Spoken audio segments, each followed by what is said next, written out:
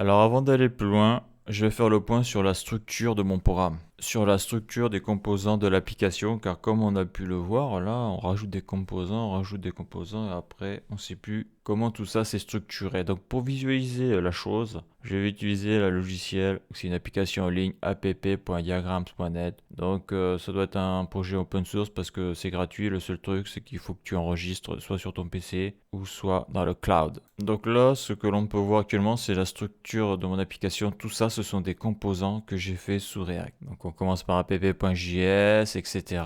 Donc là, on va faire le tour de tout ça là, mais avant là, je vais montrer comment j'ai fait ça. Donc ça, c'est mon application là de base. Pour le moment, elle n'envoie pas de requête, hein. Donc comment je fais pour savoir comment est structuré, comment s'imbriquent les composants. Donc là, je vais ici. Donc bien sûr, il faut appuyer sur F12 pour afficher la console. Là, je vais sur Component. Donc là, je ferme tout.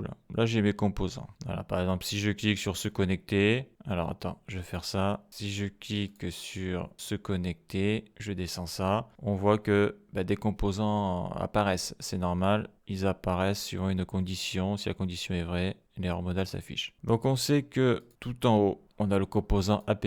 Donc le composant app, il est là. Il n'y a pas de souci. Lui, il est tout en haut de la chaîne, tout en haut de la pyramide. Donc après, si je clique là, on voit que le composant qui est juste en dessous, c'est osform. On voit qu'il y a des informations. On a le hooks-ref qui est utilisé, tout ça. Donc ça, c'est pas le sujet de la vidéo, mais on a différentes informations sur le composant. Donc là, je suis ici, osform. Si je clique sur le triangle, on voit qu'il y a le wrapper. J'ai bien mon wrapper. Donc ça, c'est un composant, je l'ai mis, mais en réalité, là, vu qu'on utilise props.children, je passe à travers directement, quoi. Au niveau des props, voilà. C'est un wrapper, c'est des composants spéciaux, ça. D'ailleurs, on le voit ici, il y a le children. Donc après, si je clique dessus, on voit que dans le wrapper, j'ai le button. Wrapper, et je vais sur le button ici. Donc là, voilà, lorsque il n'y a pas d'erreur, imaginons je dois faire passer une props qui vient de app.js vers button. Donc on voit qu'il y a donc 1, 2, il y a 3 niveaux. Il faudra traverser 2 composants et ça arrivera au dernier composant qui est button. Donc là, si je clique sur se connecter, il y a une erreur. Donc l'erreur modale, on voit qu'elle s'affiche sous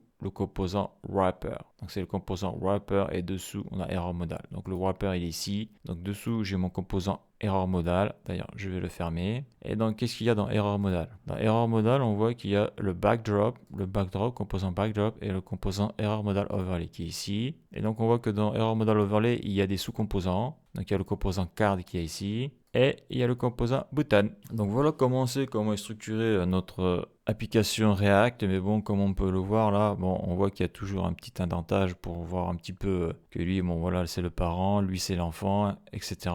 On voit les imbrications de composants, mais c'est vrai qu'un petit schéma comme ça là, c'est beaucoup plus visuel et c'est plus intéressant pour s'y retrouver plus rapidement. Sachant que là, c'est pas fini, hein, il y a d'autres composants qu'il faudra faire, mais on voit très vite que dans une application React, il peut y avoir des dizaines de composants, quoi. Et là déjà, j'en ai 1, 2, 3, 4, 5. Donc j'ai 8 composants. Celui-là, ça fait 9, mais celui-là, j'utilise 2 fois. Le button, il est utilisé 2 fois. Et voilà. Donc voilà comment on peut faire pour transposer ça de manière graphique, que ce soit plus visuel, et aussi avec quel logiciel, app.diagram.net, qui est aussi gratuit. Donc c'est bien. En tout cas sur PC ça marche très bien. Quand je rajouterai des composants dans les prochaines vidéos, si je dois en rajouter, eh bien je le rajouterai sur mon schéma, sur mon diagramme, pour que ça soit plus visuel au niveau de la structure de l'application. Donc voilà pour cette vidéo.